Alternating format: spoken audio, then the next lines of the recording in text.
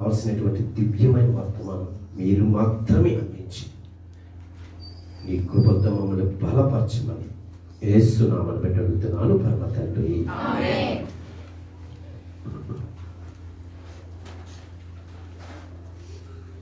ఈ ఆరాధనకు వచ్చిన ప్రతి ఒక్కరికి, ప్రతి కుటుంబానికి నా హృదయపూర్వకమైనటువంటి వందనాలు చెల్లిస్తున్నాను.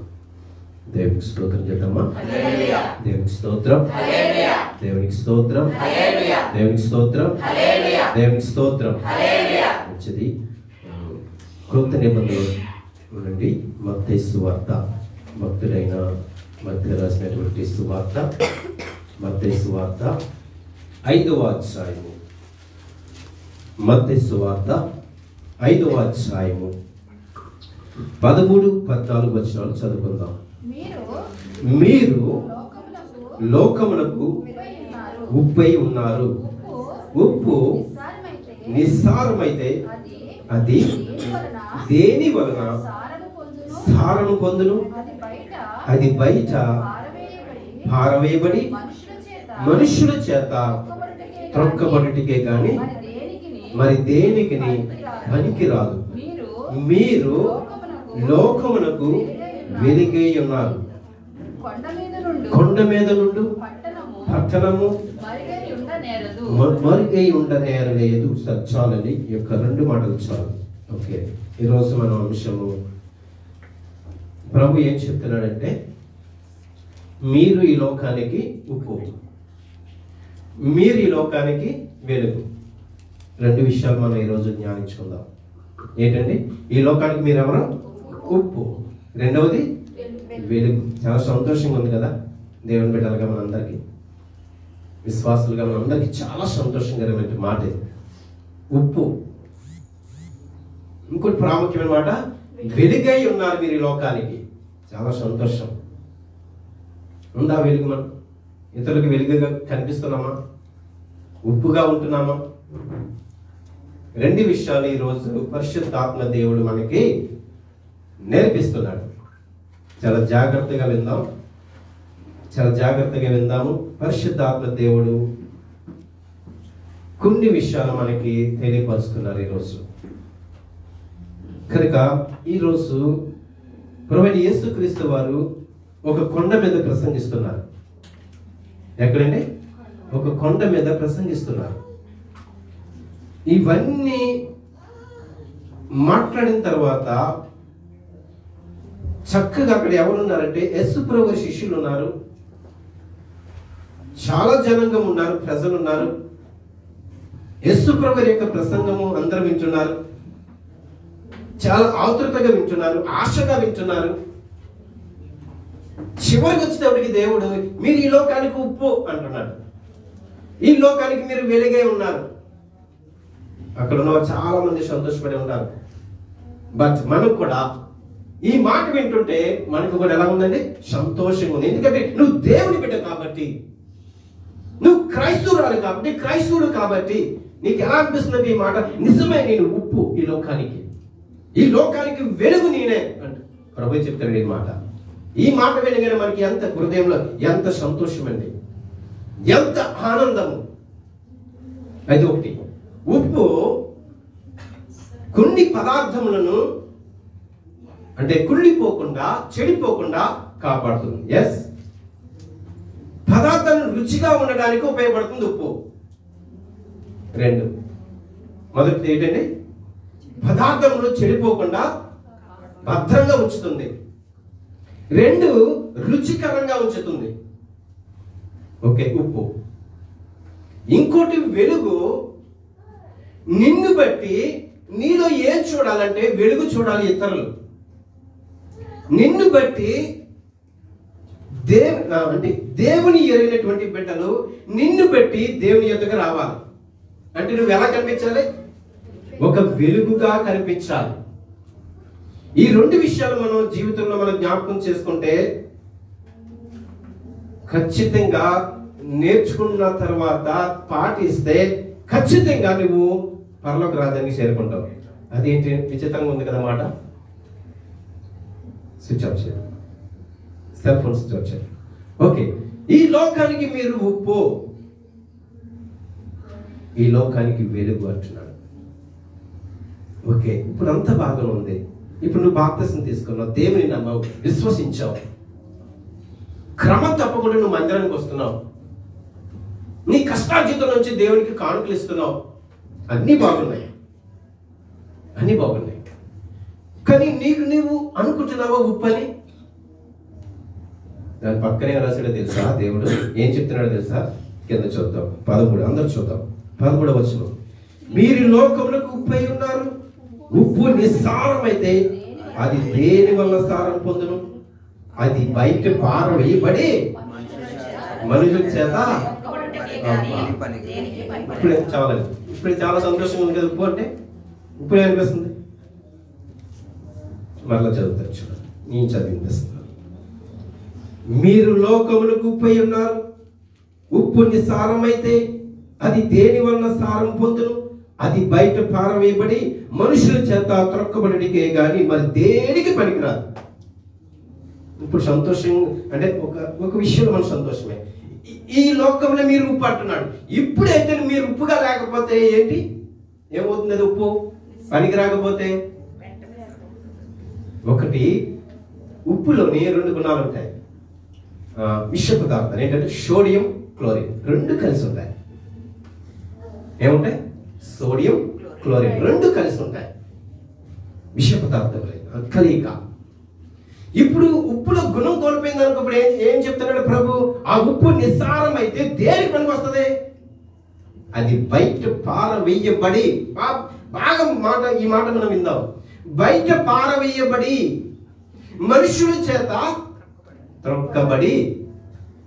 త్రొక్కబడును. దీనికి అర్థమవుతుందన్నమాట. ఇప్పుడు దాకా మరి ప్రభు చెప్తున్నాడు, మీరు ఈ లోకానికి ఉప్పు కాకపోతే, ఉప్పుగా ఉండకపోతే, రుచికరంగా ఉండకపోతే.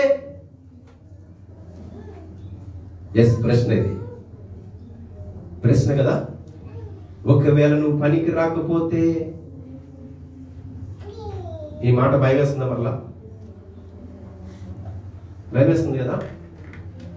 కాలుతో తొక్కేస్తానంటే ఉప్పుని బయట పారవేయబడి నువ్వెందుకు పనికిరావు, మనుషుల చేత తొక్కబడతావు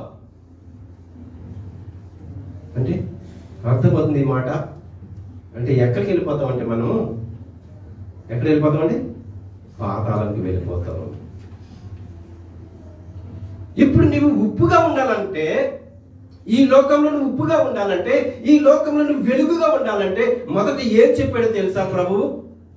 ఊరికినే వచ్చి మాట ఏదో నేను బాప్తిసం తీసుకుని నేను ఉప్పు అంటున్నాడు దేవుడు, నేను ఉప్పు అంట వెలుగంట. ఎవరికైనా ఉపయోగపడుతున్నావా? చాలా సంతోషంగా ఉంది కదా ఈ మాట. అవును, నీ లోకానికి ఉప్పు, నీ నిజమే. దేవుడు ఎంత మంచి టైటిల్ ఇచ్చాడు నాకు, ఎంత యోగ్యత ఇచ్చాడు నాకు. దేవుడు నాకు వెలుగు అంటున్నాడు ఈ లోకానికి. అయ్యా ఊరికి వస్తాయి అనుకున్నారా?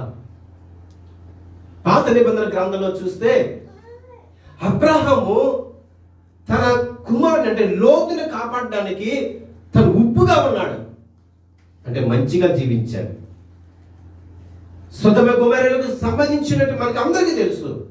అబ్రహాము ఎలా ఉన్నాడంటే ఒక వెలుగుగా ఉన్నాడు. ప్రార్థించాడు ప్రభుకి, ప్రభా ఆ పట్టణాన్ని కాపాడు నాయన అన్నాడు. ఆ ప్రజల్ని కాపాడు తండ్రి అన్నాడు.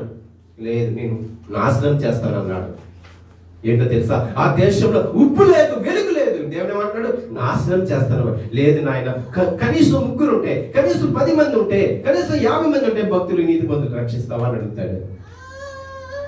కనీసం 1 ఉన్నా రక్షిస్తావా అని అడుగుతాడు. అంటే ఇప్పుడు అబ్రహాం ఏంటో తెలుసా? అబ్రహాం ఏంటో తెలుసా? ఉప్పుగా కనిపిస్తున్నాడు. అబ్రహాం ఎలా కనిపిస్తున్నాడు తెలుసా? ఒక వెలుగుగా కనిపిస్తున్నాడు. అది ఉప్పు అంటే. ఈ లోకంలో ఎలా ఉన్నాడు అబ్రహాము? ఒక ఉప్పుగా ఉన్నాడు, ఒక వెలుగుగా ఉన్నాడు. ఇంకా రెండవది చూస్తే నోవహు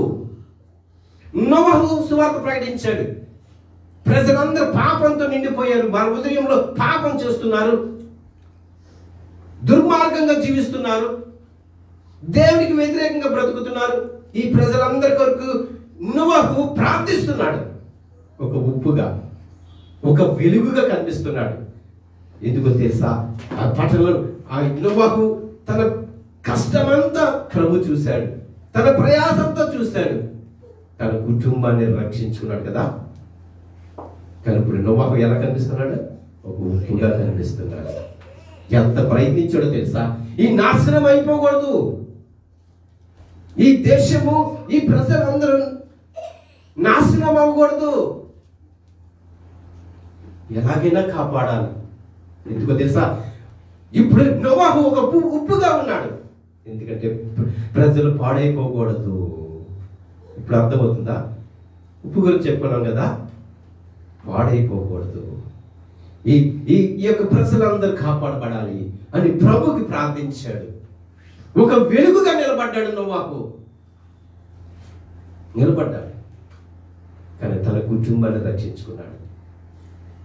తన కుటుంబం అంటే తన యజమాని, తన కుటుంబ యజమాని ఎలా ఉండాలంటే ఒక వెలుగుగా ఉండాలి, ఉప్పుగా ఉండాలి. కుటుంబం చెడిపోకుండా, పాడైపోకుండా.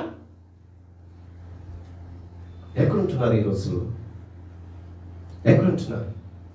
ఇవన్నీ ఒక ప్రసంగిస్తున్నాడు ప్రభు. ఇలాగ ఉండాలి, మీరు ఇలా జీవించాలి, ఇలాగెళ్తే మీరు పరలోక రాజ్యం చేరుకుంటారు, పరదేశంలో ఉంటారు, దేవుని రాజ్యంలో మీరు నివసిస్తారు. ఇవన్నీ చెప్పుకుంటూ వస్తున్నాడు. ఇవన్నీ చెప్పుడు అప్పుడు అంటున్నాడు, మీరు ఈ లోకానికి ఉప్పై ఉన్నారు, ఈ లోకానికి మీరు వెలిగే ఉన్నారు. నిజమే, ఇవన్నీ ఎలా వస్తాయి? అందుకే మొదటికి ఏం చెప్పాడు తెలుసా?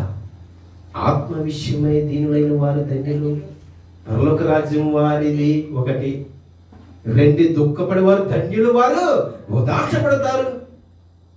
3 సాత్వికులు ధన్యులు, భూలోకమును స్వతంత్రించుకుంటారు. 4 ఇంకా చూస్తే చివరికి వస్తే కనికరం పొందువారు ధన్యులు, కనికరం పొందుకుంటారంట. హృదయ శుద్ధి గల వారు ధన్యులు, వారు ఏం చూస్తారు? దేవుణ్ణి చూస్తారు. ఏంటి? హృదయ శుద్ధి గల వారు ధన్యులు, వారు దేవుణ్ణి చూస్తారు. సమాధాన పడేవారు ధన్యులు, వారు ఏమంటారు? దేవుని కుమారులు అనబడరు.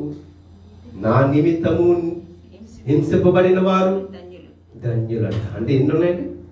ఇంకా చివరిదే, నా నామం పేరట ఎవరైతే నిందించి హింసించి మీ ఎడల ఎవరైతే అబద్ధంగా చెడ్డ మాటలు పలుకున్నప్పుడు మీరు ధన్యులు.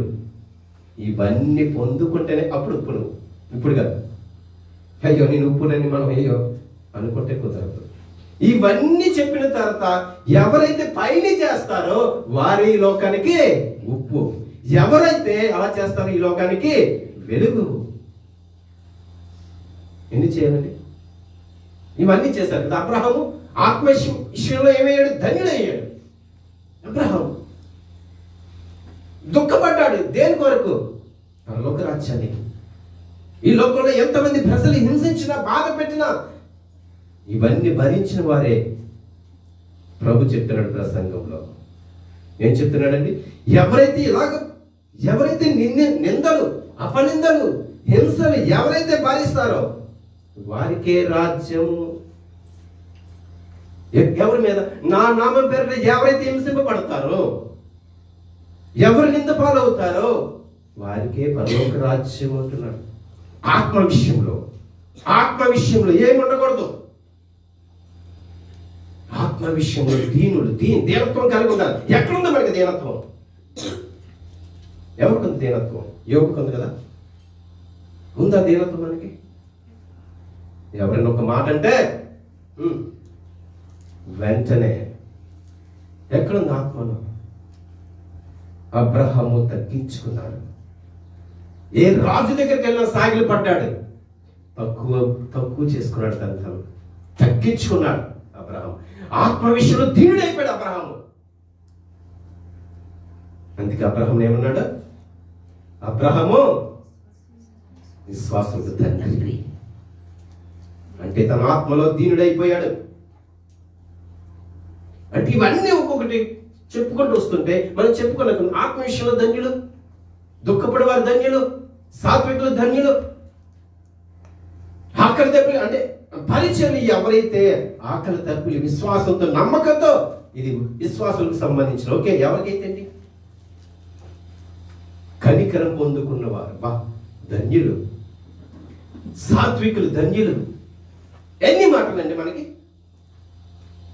ఇవన్నీ నువ్వు పొందుకుంటే చేస్తేనే అప్పుడు ఈ లోకానికి నువ్వు ఎవరు? ఉప్పు.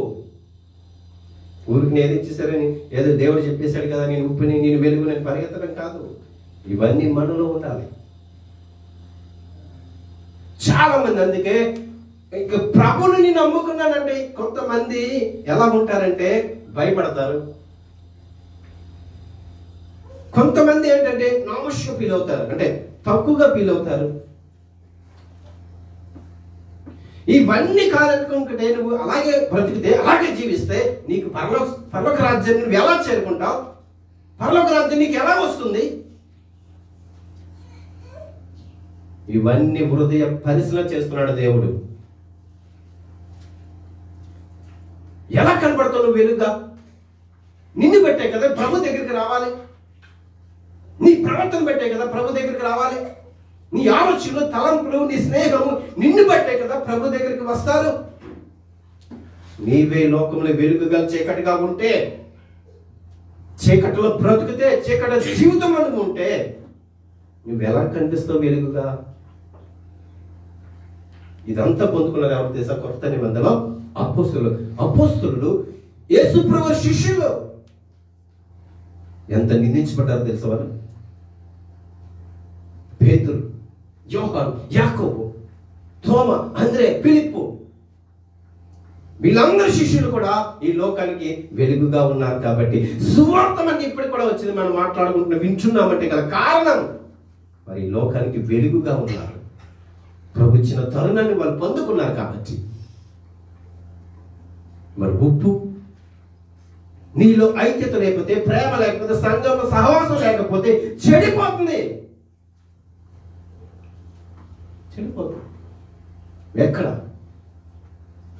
అంటే ఇక్కడ ఉప్పుగా ఎందుకు చూపిస్తున్నాడు? సూచనగా మన కుటుంబంలో కలిసిమెలిసి ఉండాలి, సంఘంలో కలిసిమెలిసి ఉండాలి, సమాజంలో కలిసిమెలిసి ఉండాలి. నీ వలన పాడైపోకూడదు. అందుకే ప్రభు అంటాడు, ఎవరి వల్ల తెలుసా నా నామము దూషింపబడుతుంది? మీ వలనే కదా. ఎక్కడ? అన్యజనుల మధ్య, దేవుని ఎరగటి బిడ్డల మధ్య నా నామము దూషింపబడుతుంది. ఎవరి వలన? మీ వలనే కదా. ఉప్పు చెడిపోయింది. ఎంత నిల్వ చేస్తుంది ఉప్పు? ఎంత రుచికరంగా చేస్తుంది పదార్థములు, ఎంత భద్రం చేస్తుంది. మరి నీవు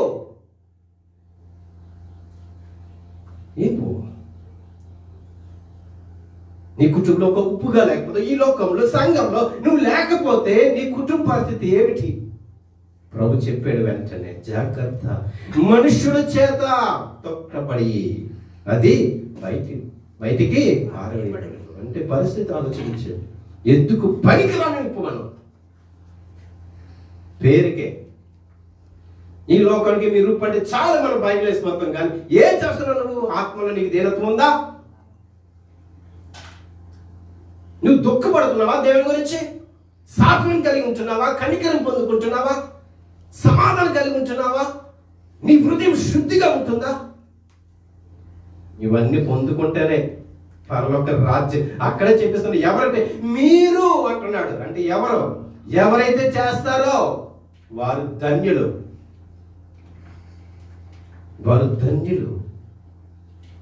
నా నామము నిమిత్తము ఎవరైతే హింసింపబడతారో, నింద పాలవుతారో వారికి పరలోక రాజ్యం. ఇవన్నీ ఉంటేనే నువ్వేదో బాప్తిజం తీసుకున్నంత మాత్రాన వెళ్ళిపో. ఇవన్నీ ఉంటేనే నీలో ఉండాలి, అప్పుడే వెళ్తావు. నేను తీసుకున్నాను కదా, వెళ్ళిపోతున్నాను కదా, ప్రతి నెల తీసుకుంటానంటే నువ్వు పరలోక రాజ్యానికి వెళ్ళిపోతావని నీకుందా నమ్మకము, విశ్వాసం ఉందా? లేదు కదా. ఏముండాలి? కొండ మీద ప్రసంగం ఏదో మనం చదువుకుంటే వెళ్ళిపోతాం. అలాగా చాలా జాగ్రత్తగా మనం చదువుతుంటే ఒక్కొక్క మాట ఇందులో మీకు అర్థమవుతుంది కదా. ఆత్మ విషయంలో దీనత్వం కలిగి ఉండాలి మనం. ఎక్కడ ఉందండి దీనత్వం? ఎవరికి ఉందండి నెమ్మది? ఎవరికి ఉందండి సమాధానము? ఆత్మలో వారి ధన్యులు, పరలోక రాజ్యము వారిది. దేవుడు డిక్లేర్ చేశాడు. అందరి గురించి చెప్పట్లేదు. ఎవరైతే ఆత్మ విషయంలో దీనత్వం కలిగి ఉంటారో ధన్యులు, వారిది పరలోక రాజ్యం వారిది. వారసత్వం వచ్చేసింది. ఎక్కడుంది సాత్వికం? ఎక్కడుంది మనకి? కనికరం ఎక్కడుంది? ఎవరి మీద నువ్వు కనికరిస్తున్నావా? లేదు. నువ్వు ఎలా అవుతావు? ఉప్పు ఎలా కనిపిస్తావు? నువ్వు వెలుగుగా. నువ్వు ఇతరులకి సహాయం చేయాలి, నువ్వు ఉపయోగపడాలి. కానీ ఉప్పు గుణం కోల్పోతే దాన్ని బయట పారవేస్తావు. మరి నీ స్థితి, నా పరిస్థితి ఏంటి? గుణం పోతే, మన ప్రవర్తన పోతే, మన జీవితం పోతే ఎక్కడికి వెళ్తావు? ఈ రోజు ప్రశ్న వేసుకో, పరిశీలన చేసుకో, ఆలోచన చేసుకో. ఎక్కడికి వెళ్తావు? నువ్వు ఎన్నో మాటలు వింటున్నావు, ఎన్నో ప్రసంగాలు వింటున్నావు, ఎన్నో వర్తమానాలు వింటున్నావు. ఎక్కడికి వెళ్తావు? ఎక్కడికి వెళ్తావు? దయచేసి ఈ విషయం మనం జాగ్రత్తగా ఆలోచన చేద్దాం. నీకు పర్లేదులే, నేను తీసుకున్నానులే, నేను బాప్తిసం పొందుకున్నాను, పర్లేదు, నాకు ఇంకా నో డౌట్, నాకు ఎలా ఉంది అనుకుంటున్నావా? లేదు. ప్రభు ఖచ్చితంగా చెప్తున్నాడు ప్రసంగంలో. ఎంతో ప్రజలు వింటున్నారు, అక్కడ శిష్యులు ఉన్నారు, చాలా మంది ఉన్నారు ఆయన చుట్టూ. మొదటి మాట, నాయన ఆత్మ విషయంలో దీనులైన వారు ధన్యులు నాయన. అంతేగాని నువ్వు బాప్తిసం తీసుకున్నావు కదా, నీదే పరలోక రాజ్యం అనలేదు ప్రభు, అనలేదు. ఎక్కడ నెమ్మది మనకి? ఎక్కడుంది మనకి సమాధానం? ఎంతమందికి అహంకారము, గర్వం మనకి. ఇవి దేవునికి ఇష్టమైనవి కావు. ఇవన్నీ కూడా భూలోకానికి సంబంధించినవి. నువ్వు విడిచిపెట్టేయాలి, ఇవన్నీ విడిచిపెట్టేయాలి. అంతే చక్కగా ఈ మాటలన్నీ చెప్పుకుంటూ వస్తూ మీరు ఇలాగుంటే పై వాటిని అన్నిటిని మీరు క్రమంగా తప్పకుండా చేస్తే, ఈ విధంగా చేస్తే, ఇప్పుడు మాట్లాడుతున్నది మీరెవరో తెలుసా? ఈ లోకానికి ఉప్పు. మీరెవరో తెలుసా? ఇప్పుడు ఈ లోకానికి వెలుగు. మీరు వెలుగు సంబంధులు. చీకటి ఎంత మాత్రం మీలో ఉండదు. ఇంకా ఎప్పుడు తెలుసా? ఇవన్నీ చేసినప్పుడే. నవధన్యతలు అంటే 9 ధన్యతలు మనకి ఇక్కడ కనిపిస్తున్నాయి. ఇవన్నీ నువ్వు ఎప్పుడైనా ఆలోచన చేసావా? బాప్తిసం తీసుకోమంటున్నారు, బాప్తిసం తీసుకున్నాను. తీసుకున్న తర్వాత నువ్వేం నేర్చుకుంటున్నావు? ఏం నేర్చుకుంటున్నావు నువ్వు? పర్లేదు, నాకు రిజర్వేషన్ అయిపోయింది అనుకుంటున్నారా? టికెట్ ఇంకా లేదనుకుంటున్నారా? ఇది కూడా జాగ్రత్తగా వినాలి. ఇంకా తీసుకునే పరిస్థితి వదిలేండి. దేవుడు ఆ మాటే తీసుకురావట్లేదు వాళ్ళకి. దేవుడికి తెలుసా మనకి? దేవుని ఎరిగిన బిడ్డలు, దేవుని నమ్మిన బిడ్డలు మనకే. చూద్దాం లూకాసు వార్తకి వెళ్దాం. లూకాసు వార్తలో చూద్దాం. లూకాసు వార్త 14వ అధ్యాయం 34వ వచనం, 35, 34, 35 వచనం చదువుకుందాం. ఉప్పు మంచిదే గాని ఉప్పు నిస్సారమైతే దేని వలన దానికి సారం కలుగును? అది భూమికైనను ఎరువుకైనను పనికిరాదు. కనుక దానిని బయట పారవేయుదురు.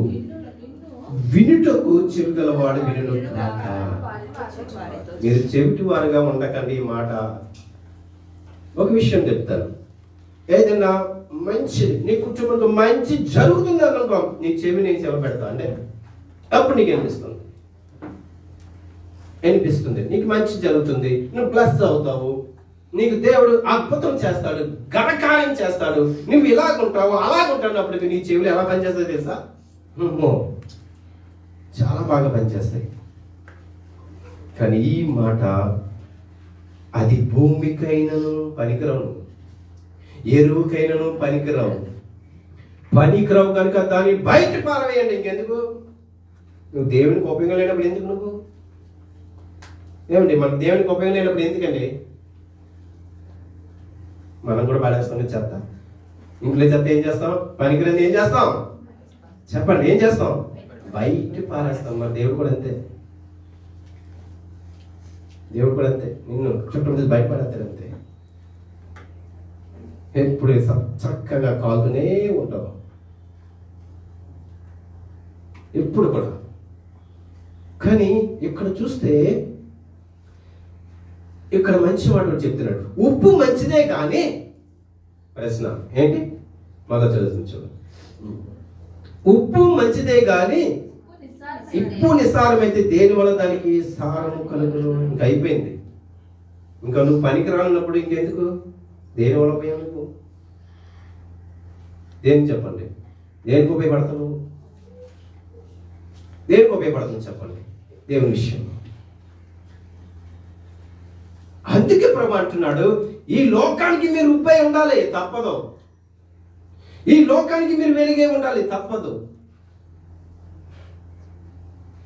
ఉప్పు అంటే ఇంక వంట పదార్థాలకు వెళ్ళిపోయారు, వంటగదులకు వెళ్ళిపోయారు. కానీ మనం ఆలోచన చేస్తే నీవు ఉప్పే, నిజమే, మంచిదే, నువ్వు మంచివాడివే, మంచిదానివే. కానీ ఇతరులకు ఉపయోగపడుతున్నావా? మంచిదన్నప్పుడు ఉపయోగపడాలి కదండి, చెప్పండి. ఉపయోగపడాలా లేదా? అందుచేత ఇక్కడ ఏమంటున్నాడంటే ప్రభు, ఉప్పు గురించి మనం చెప్పుకున్నాం కదా, సోడియం, ఇంకోటి క్లోరిన్, రెండు విష పదార్థ కలయిక. నీలో మంచితనం నిజమే, మొదట్లో నువ్వు దేవుని దగ్గరికి వస్తావు, చాలా బాగా ప్రార్థన చేస్తావు, చక్కగా ఉపవాసాలు ఉంటావు, క్రమం తప్పకుండా మందిరానికి వస్తావు, నీ ప్రవర్తన చాలా బాగుంటుంది. అందుకంటాడు ఉప్పు మంచిదే కానీ నీలో గుణ లక్షణాలు పోతే, మంచి నడవడికి పోతే, చెడ్డ మార్గాన్ని వెళ్తే, ఇప్పుడు అంటున్నా నీలో సారం లేకపోతే ఏం జరుగుతుందో తెలుసా? బయట పారవేయబడతావు, మనుషుల చేత రొక్కబడతావు. అంతే సింపుల్. ఉప్పు అంటే వంటగదిలోకి వెళ్ళిపోకండి, వంటగదిలోకి వెళ్ళిపోకండి. ఈ లోకంలో నువ్వు ఉప్పై ఉండాలంటే చాలా జాగ్రత్తగా ఉండాలి. ఊరికి ఏమొచ్చేవండి, కష్టపడితేనే కదా. అందుచేత ఇవన్నీ చెప్పుకుంటూ వచ్చి చక్కటి మాటలు చెప్పాడు. ఈ ప్రసంగం, కొండ ప్రసంగం అంటే ప్రపంచాన్ని ఏ రీతిగా అయితే దేవుడు శిలువ మరణం పొందిన తర్వాత ప్రపంచం తలకిందులైపోయిందో, ఈ ప్రసంగం కూడా దేవుడు పరలోక రాజ్యం గురించి చెప్తున్నాడు. మీరు ఎలా వెళ్తారు, ఏం చేస్తే వెళ్తారు, మీరు ఎలా ఉంటే వెళ్తారు, ఏ మార్గం ఉంటే వెళ్తారు, ఇవన్నీ చక్కగా వివరించాడు ప్రభు. ప్రసంగం, అందుకే కొండ మీద ప్రసంగం అంటారు. ఆయన అందరికీ చెప్తున్నాడు, అందరికీ చెప్తున్నాడు. ఇవన్నీ మీరు కలిగి ఉంటేనే. మీరు ఎవరైనా సహాయపడుతున్నారా? ప్రభు గురించి మీరు నింద పాలవుతున్నారు, మీరు ధన్యుడు. ఎక్కడ ఎవరైనా ఒక మాట అంటే నువ్వు వచ్చేవాడిని కనిపించవు, చర్చిలో కనిపించవు. వాళ్ళు ఇలాగంటున్నారు, ఇలాగంటున్నారు. దేవుడు నీ కొరకు ప్రాణం పెట్టాడు. మరలా చెప్తున్నాను, చెవి గలవాడు ఈ మాట వినును గాక. అంటే నువ్వు ఎలాగైపోయావు అంటే చెవిటి వారు అయిపోయావు, చెవిటి నడవైపోయావు. అందుకే సంఘము చెవిటి వారు అయిపోయారు కాబట్టి దురాత్మ దూరిపోతుంది. సంఘంలో వచ్చేస్తుంది గొడవలు ప్రారంభమైపోయినాయి. చిన్న సంఘం లేదు, పెద్ద అన్ని గొడవలే. ఒక దురాత్మ వచ్చేస్తుంది అంతే. ఒకరి మధ్య ఒకరికి ఐక్యత ఉండదు, సమాధానం ఉండదు, సహవాసం ఉండదు, ప్రార్థన ఉండదు, సహాయం ఎవరికి ఉండదు, గొడవలు గొడవలు. ఇప్పుడు ఎలా కనిపిస్తున్నారు ఉప్పుగా? ఎవరు కనిపిస్తావు వెలుగుగా? కనిపిస్తారండి, చీకటిగానే కనిపిస్తారు. అందుకే ప్రభు అంటాడు, మీరే కదా, ఎవరో కాదు, మీరే కదా నా నామని పేరట ప్రజలు దూషిస్తున్నారు. మిమ్మల్ని బట్టే. చెప్పండి, ఇప్పుడు ఉప్ప మనం వెలుగా? డౌన్ అయిపోయారు. ఫస్ట్ చాలా ఉత్సాహంగా ఉన్నారు మాటలు. నేను లోకానికి ఉప్పు అంటే చాలా, ఇంకా ఈ లోకానికి వెలుగంటే చాలా అనుకుంటున్నారు. కానీ ఏంటి ఈ మాట? అయిపోయింది, ఇంకా డౌన్, వికెట్ డౌన్. చాలా జాగ్రత్తగా ప్రభు చెప్తున్నాడు ప్రసంగంలోనే, ప్రియ నేస్తమా, ప్రియ కుమార్తె, కుమారుడా, ఇవి చేస్తేనే మీకు పరలోక రాజ్యానికి వారసులు, పరలోక రాజ్యానికి వెళ్తారు. అందుకే మనం హృదయ శుద్ధి ఉంటే దేవుని చూస్తాం. నువ్వు సమాధానం పడితే దేవుని కుమార్తె అనబడతావు. ఎక్కడున్నాయండి ఎక్కడ ఈ మాటలు? ఏం చదువుతున్నారు? ఎప్పుడు చూసినా ఓకే ప్రభువా నన్ను దీవించిన ఆయన, ఆశీర్వదించిన ఆయన, నాకు ఇది కావాలయ్యా, అది కావాలయ్యా. ఇదే ప్రార్థన. ఈ కష్టమయ్యా, ఆ కష్టమయ్యా, నేను ఎలాగుండాలయ్యా, అలాగుండాలయ్యా, ఎలాగుండాలయ్యా. మరి ఎలా ఉండవా నువ్వు? ఇటువంటి చదవా నువ్వు? ఇటువంటి వాటిని పాటించవా? ఇటువంటి వాటిని వెంబడించవా? ఏముంది మన హృదయంలో? ఎలా చూపిస్తున్నావు నీ కనికరం? ఎవరి పట్ల నువ్వు సమాధానం కలిగి ఉంటున్నావు? ప్రభు గురించి దుఃఖిస్తున్నావా? నీ మనసులో ఏముంది? ఆత్మ విషయంలో దీనత్వం ఉందా? ఎక్కడ కనిపిస్తుంది? ఇవన్నీ నాయన ఈ పైనన్నీ చేస్తేనే ధన్యతలు పొందుకుంటే కనుక, ఇవన్నీ ఒక్కొక్కటి చేస్తే కనుక అప్పుడు మీకు పరలోక రాజ్యం. ఈ పరలోక రాజ్యాన్ని ఆల్రెడీ దేవుడు ఎప్పుడైతే ఈ మాటలు చెప్తున్నాడో, ఎవరైతే ఇలా చేస్తారో వారికి పరలోక రాజ్యం. ఇప్పుడు మీరు ఎలా ఉంటారో తెలుసా? చెప్పండి. ఇప్పుడు చెప్పండి. ఈ లోకానికి ఉప్పుగా ఉంటాం మనం. ఎందుకు ఎన్నుకున్నాడు అబ్రహామును, ఎన్నుకున్నాడు నోవాహును. వారు ఆల్రెడీ అయిపోయారు. వారి పరలోక రాజ్యానికి ఓకే గ్రాంటెడ్. అందుకే ఇప్పుడు అంటున్నాడు, అబ్రహమా ఈ లోకానికి నువ్వు ఉప్పై ఉన్నావు, అబ్రహమా ఈ లోకానికి వెలుగే ఉన్నావు, నోవాహు, మోషే మీరు ఉప్పై ఉన్నారు. అందుకే మోషే ప్రార్థించి వచ్చినప్పుడు ఈ ప్రజలు అంటారు, అయ్యా నీ ముఖం ఎలాగుంది? మోషేది 40 దినాలు ఉన్నాడు, కాంతివంతంగా ఉంది, అంటే వెలుగుగా ఉంది. నిన్ను చూసి ఎవరైనా చెప్తున్నారా? ఎవరైనా చెప్తారా? కనిపిస్తుంది. ఎప్పుడు టీవీల ముందు కనిపిస్తుంది వెలుగు, ఎప్పుడు కనిపిస్తుంది సెల్ ఫోన్.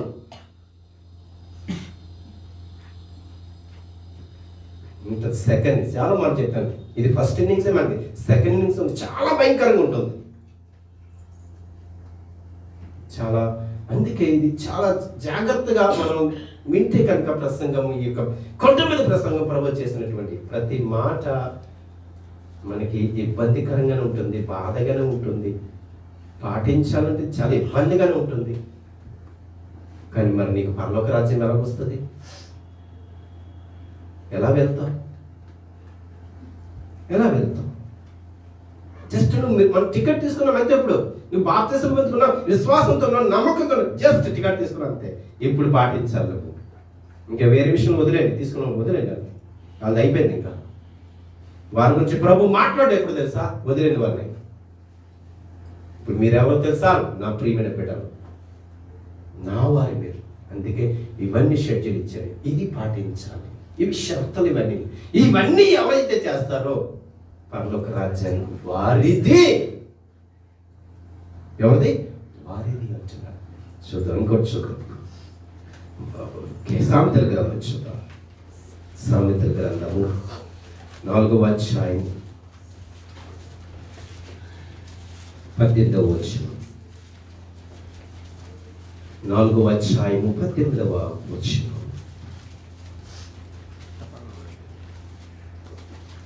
పట్టపగలు వరకు వేకు వెలుగు తేజరినట్లు నీతిమంతుల మార్గము అంతకంతకు తేజరిను. నీతిమంతులు వారి వెలుగు ఎలా ఉంటుంది? ఇంకా పెరుగుతూనే ఉంటుందట అంతకంతకు. కానీ ఇక్కడ మనం ఆలోచన చేస్తే ఇంకో విషయం కూడా చెప్తాను. కొరింథీయులకు రాసిన 2వ పత్రిక,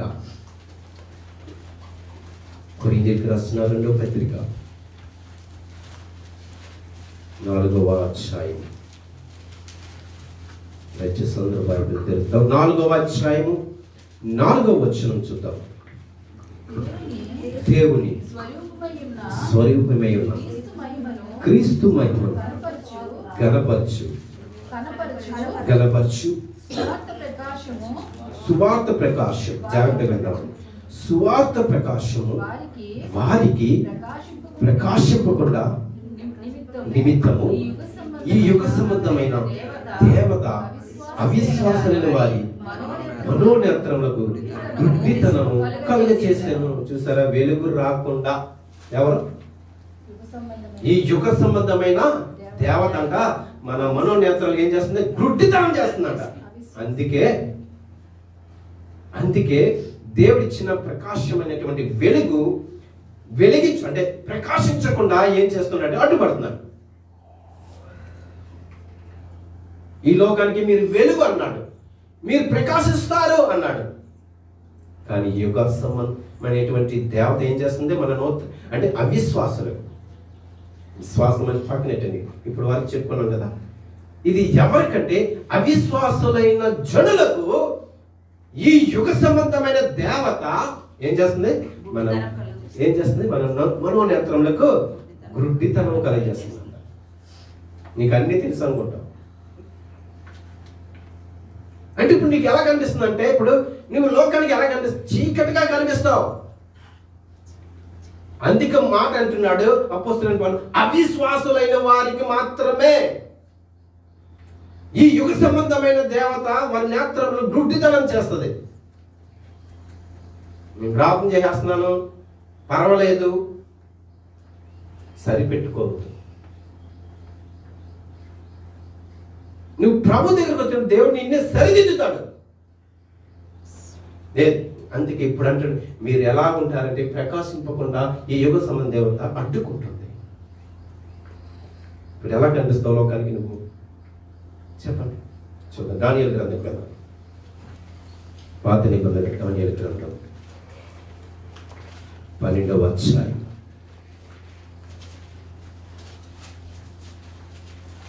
12వ అధ్యాయము 3వ వచనం చూద్దాం. బుద్ధిమంతులైతే ఆకాశమండలంలోని జ్యోతులను పోలిన వారు ప్రకాశించెదరు. నీతి మార్గం అనుసరించి నడుచుకున్నట్లు ఎవరు అనేకులను త్రిప్పుదురో వారు నక్షత్రం వలె నిరంతరము ప్రకాశించుతారు. ఎవరు నడిపిస్తున్నారు? నువ్వే నడవు. ఇది అడుగుతున్నాడు ప్రభు. ఎందరైతే ఎంతమంది అయితే మీరు నడిపిస్తారో వారు ఎలా కనిపిస్తున్నారు? ఆకాశంలో ఉన్నటువంటి నక్షత్రం వల్లే ప్రకాశిస్తారట. నీదేం కనిపిస్తుంది? చెప్పండి, ప్రకాశించినట్టు ఏం కనిపిస్తుందండి మీలో? వెలుగు. చెప్పండి, వెలుగు కనిపిస్తుంది. ఎందరైతే దేని వైపు తిప్పుతారో వారు ఆకాశంలో నక్షత్రం వలె ప్రకాశించెదరు. అందుకే ఇక్కడ ఎవరైతే నీతి కొరకు ఆకలి దెబ్బలు కలిగిన వారు ధన్యులు అన్నాడు. ఎందుకు ఆకలి దెబ్బలు అంటే? నీతి కొరకు అంటే నీతి ఎవరు? నీతి ఎవరండి? ఆయన పెట్టిందే పేరేంటి? నీతి. యేసుక్రీస్తు ప్రభువు వారి నిమిత్తం ఎవరైతే సువార్త ప్రకటిస్తూ ఆత్మ రక్షిస్తారో అది మాట.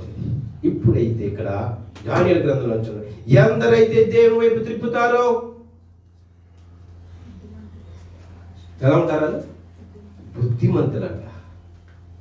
ఎందరినైతే తిప్పుతారో. ఒక్కరినైనా నువ్వు తిప్పావా? ఒక్కరు చాలు. ఒక్కరిని. మన కుటుంబంలోనే మారకపోతే బయటలో ఏం మారుస్తాం మనం? కుటుంబంలోనే మారలేని వారు ఉన్నారు. ఎంతమంది ఉన్నారండి? పనికిరాని నక్షత్రాలాగా ఎంతమంది ఉన్నారు? నిజంగా నీ కుటుంబంతో నిజంగా అలాగే చేస్తే బయటకు వస్తావు. అప్పుడు ఏంటో తెలుసా? నోవాహు కుటుంబంలో బయటకు వస్తావు సువార్త చెప్పడానికి. ప్రజలందరూ నశించిపోతున్నారు. వీరందరికీ ఏం చెప్పాలి? సువార్త ప్రకటించాలి. ఇప్పుడు ఎలా కనిపిస్తున్నాడు నోవాహు? ఒక నక్షత్రం వల్లే కనిపిస్తున్నాడు. అబ్రహాం ఎలా కనిపిస్తున్నాడు? ఒక నక్షత్రం వల్లే కనిపిస్తున్నాడు. వాళ్ళు ఏముంది? వెలుగు ప్రకాశిస్తుంది. మన కుటుంబంలోనే మనము అందరం రక్షింపబడితే బయటికి రా. అప్పుడు బయటికి రా.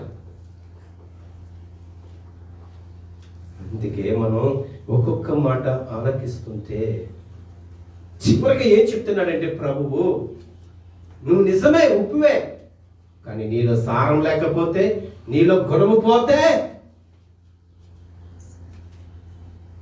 ఎక్కడ ఉంటాం మనం? బయట అంటే బయట అనుకుంటున్నారా? ఎక్కడ బయట అంటే చెప్పండి, చెప్పాలి. బయట అంటే దేవుడికి ఎక్కడ బయట అంటే పాతాళంలో ఉంటాం. ఊరికే బయట ఉంటాను బయట అనుకుంటున్నారా? మందిరం బయట ఉన్నాం అనుకుంటున్నారా? కాదు.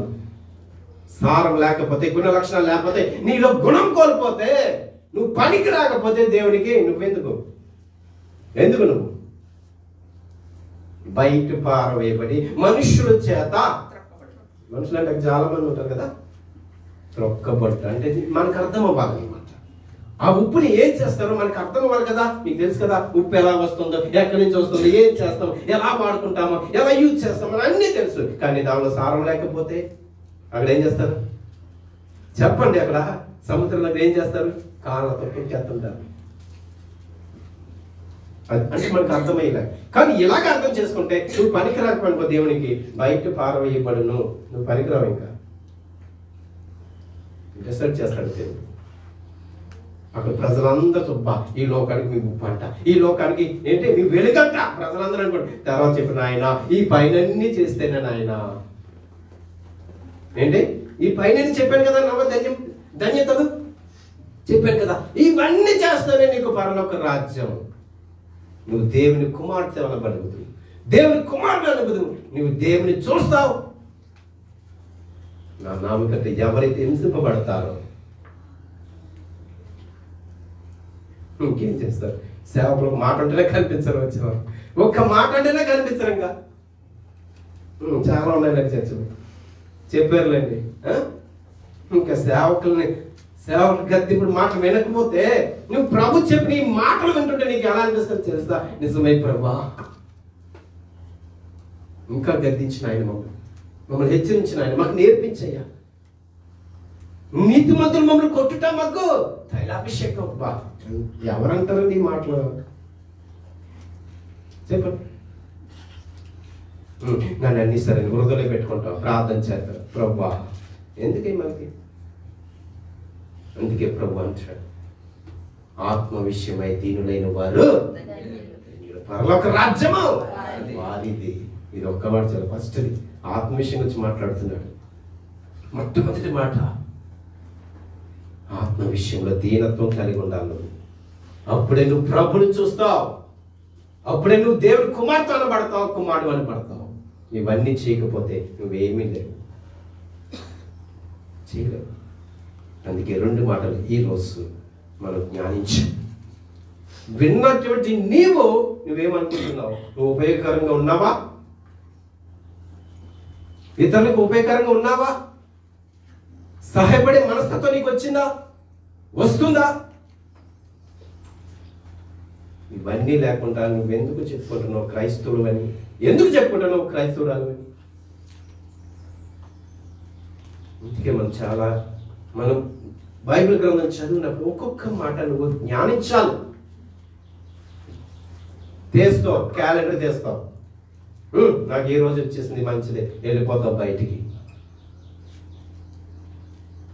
ఇవన్నీ ఇన్స్టెంట్ అయిపోయింది. వద్దు, అటువంటి వద్దు. జ్ఞానించు, చదువు. ప్రభా నిజమే తండ్రి, నేను పరలోక రాజ్యానికి వెళ్ళాలంటే ఏం చేయాలి? ఎప్పుడైనా ఆలోచన వచ్చిందా? నీ హృదయం తాకిందే మాట, నేనేం చేయాలి ప్రభా? ఏం చేయాలి? నేను ఎలా ఉండాలి? ఎలా బ్రతకాలి? ఎలా ప్రవర్తించాలి?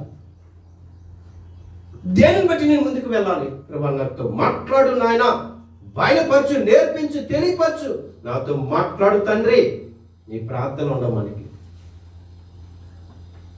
కారిపోతాయి, ఏదైనా కష్టం వస్తే బకెట్లే కారిపోతాయి, కళ్ళ నీళ్ళు ఉలవం అంటే కారిపోతుంటాయి. అంటే మనకి ప్రభా నా గురించి ప్రాణం పెట్టవయ్యా, నా ఆత్మరక్షణకి దేవా నాకు కనికరించు నాయన. నన్ను ఎప్పుడైనా ప్రభు గురించి నీకు కన్నీరు కార్చావా? ఎప్పుడైనా వచ్చినాయా? ఓకే అంటున్నాడు ప్రభు, నా గురించి ఏడవద్దు అంటున్నాడు. ఈ విధంగా చేస్తామని దేవుడు నా గురించి ఏడవద్దు, మీ గురించి ఏడవద్దు. మీకు రక్షణ లేదు, సంరక్షణ లేదు, ఏది లేదు. మీ గురించి మీ బిడ్డల గురించి ఏడవండి. మీ కుటుంబం కొరకు ముందు మీ కుటుంబానికి రక్షణ తెచ్చుకోండి. చాలా మంది అంతే కదా, యేసుక్రీస్తు వారు సిలువ మోస్తూ అంటారు కదా. మాట నా గురించి ఎందుకు తెలుస్తున్నారు?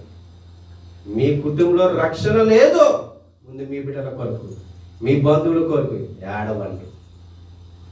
నా గురించి వద్దున్నాయి, నా పని నేను ముగించుకుని వెళ్ళిపోయాను. ఈ లోకంలో ఏది మాట్లాడాలో, ఏది ఉంచాలో ఇవన్నీ ఉంచి నేను ముగించుకొని నా తండ్రి దగ్గరికి వెళ్ళిపోతున్నా. నా తండ్రి పని నేను ముగించుకొని వెళ్ళిపోతున్నాను. మీరే ఉన్నారు నెక్స్ట్.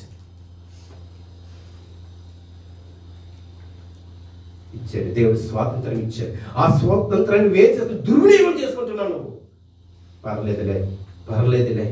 పర్లేదులే సరిపెట్టుకోక. ఒక రోజు వస్తుంది, ఒక దినం వస్తుంది, ఒక క్షణం వస్తుంది, నువ్వు సమాధానం చెప్పాలి. దేవుని ముందు నువ్వు తీర్పు దినాన్ని నువ్వు నిలబడాలి. చాలా జాగ్రత్తగా ఉండాలి. అప్పుడు నువ్వెన్ని చెప్పినా వీలు పడదు, ఎంత మొర పెట్టుకున్నా వీలు పడదు. నీకు అయిపోయింది, నీకు ఇచ్చిన సమయం అయిపోయింది, ఇంకా. ప్రియ సంగమా, ఆలోచన చేద్దాం. ఒకే ఒక్క మాట మనం ఈరోజు దేవుని సన్నిధిలో ఒప్పుకొని వెళ్దాం. నిజమే తండ్రి, నేను పరలోక రాజ్యానికి వెళ్ళాలంటే ఏం చేయాలి? ఇది మొదటి ప్రశ్న. నీకు ఎంతకాలం ప్రభా నేను నిజమే తండ్రి ఎన్నో ప్రసంగాలు విన్నాను, నిజమే వర్తమానాలు విన్నాను ప్రభా, కానీ పరిశుద్ధ ఆత్మ తండ్రి ఈ రోజు నాతో మాట్లాడవయ్యా. నిజంగా ఒకసారి ప్రశ్న వేసుకుందాం. మనం పరలోక రాజ్యానికి వెళ్ళాలంటే ఏం చేయాలి? ప్రభు దానికి చెప్తున్నాడు సమాధానం. ఇవన్నీ చేయండి, పరలోక రాజ్యము మీది.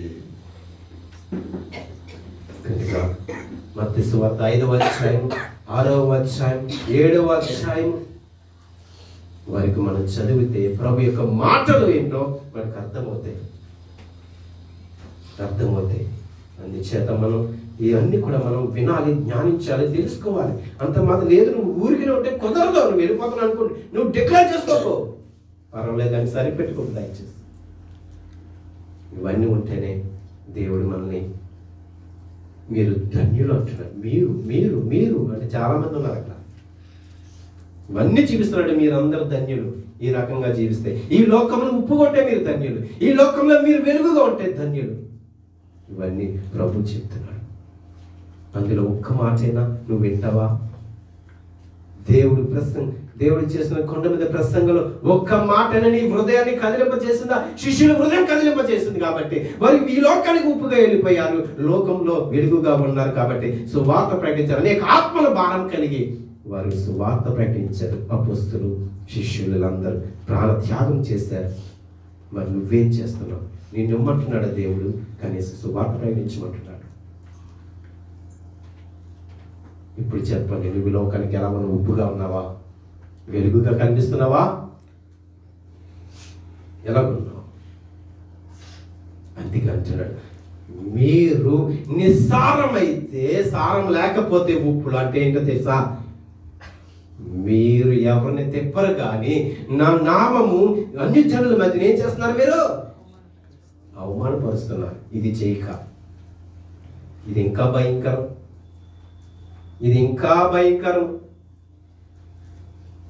మీ వల్లనే కదా నా నామం దూషింపబడుతుంది. అది ఎవరంటారండి? నీ వల్లనే కదా, నీ క్రియల వల్లే కదా, నీ మాటల వల్లే కదా, నీ ప్రవర్తన వల్లే కదా, నీ వల్లనే కదా అంటాడు. వాళ్ళందరూ అంటున్నాడు, మీ వల్లనే కదా. లేదా ఆయన నామం ఎంత పవిత్రమైనది, ఎంత పరిశుద్ధం, పూజింపదగినది ఆయన నామము. అటువంటి నామాన్ని దూషిస్తున్నారంటే ఎవరి వలన?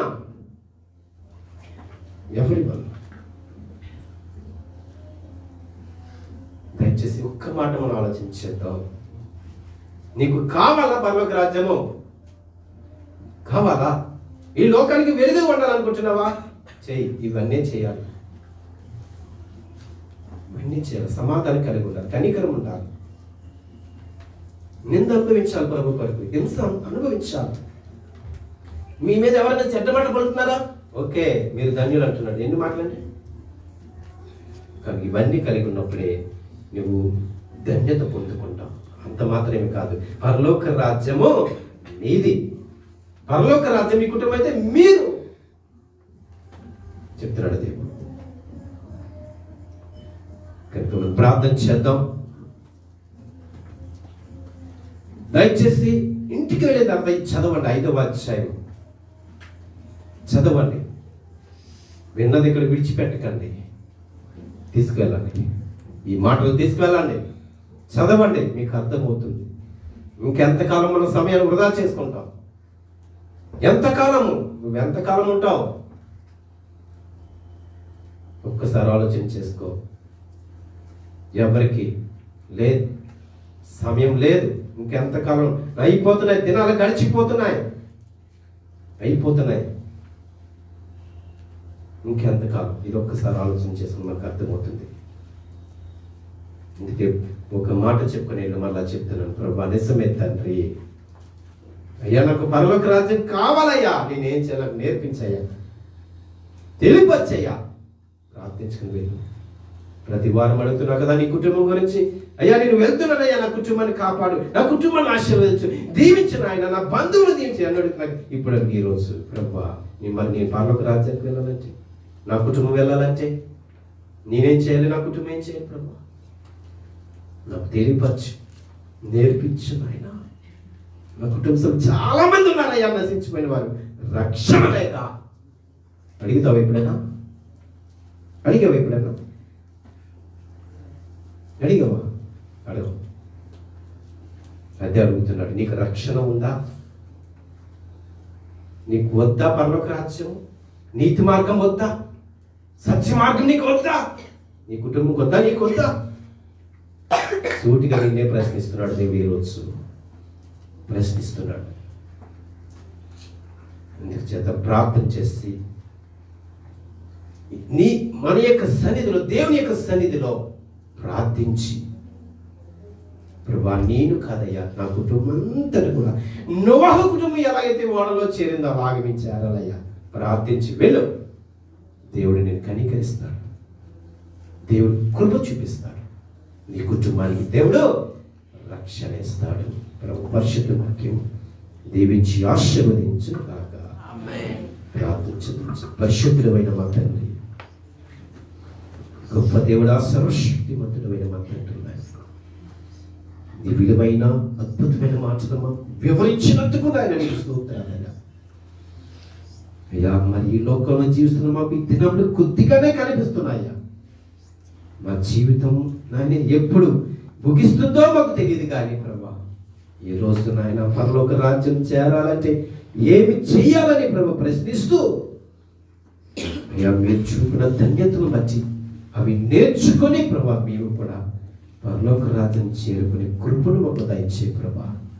దేవమందరితో మాట్లాడిన విధానం బట్టి నీకు వందనాలు, స్తోత్రాలు. అద్భుతమైన మాటలు మాకు వివరించినందుకు, తెలియపరిచినందుకు నీకు స్తోత్రాలు చెల్లిస్తున్నాం.